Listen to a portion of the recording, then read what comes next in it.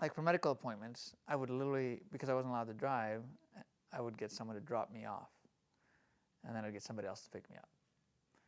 And I didn't want anybody there to be hassled by having to put up with my waiting time or the results and those kind of things.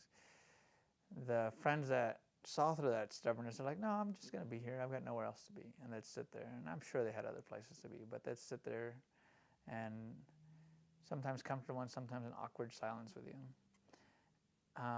Eventually, I biked everywhere. I bought a bike, and that became my car. And my doctors realized just how stubborn I was, because they would, if the weather was bad, they'd be like, yeah, we're moving your appointment. Because they knew that I'd come in, like, that I would. But there were just simple things that I learned to do.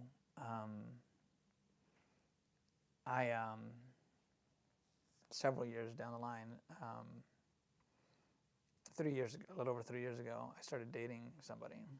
And even with her, it took time to just talk about some of these things. And it wasn't until I proposed a little over a year ago that I even invited her to an MRI. And so just to be there. I'd gotten better at sharing it with my daughter, and I'd take her to MRIs. And she, the techs were nice, and they just kind of let her sit with where she could watch from kind of behind.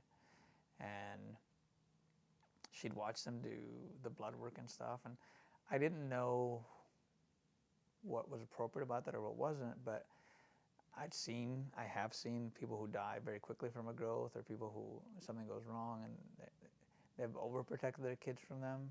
And this did or does kill me. I wanted her to have some idea.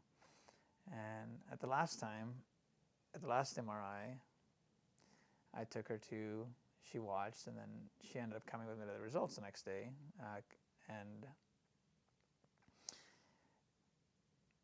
on the way home, it was stable. The tumor had not gotten any better or any worse. I'm like, what do you hope for in this? And when you come with me to this, and she's like, well, I hope they tell you that you don't have brain cancer anymore.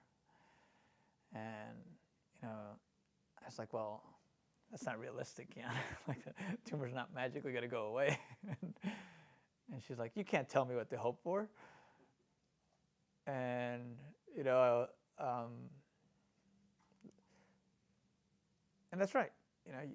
Nobody can tell anybody what to hope for.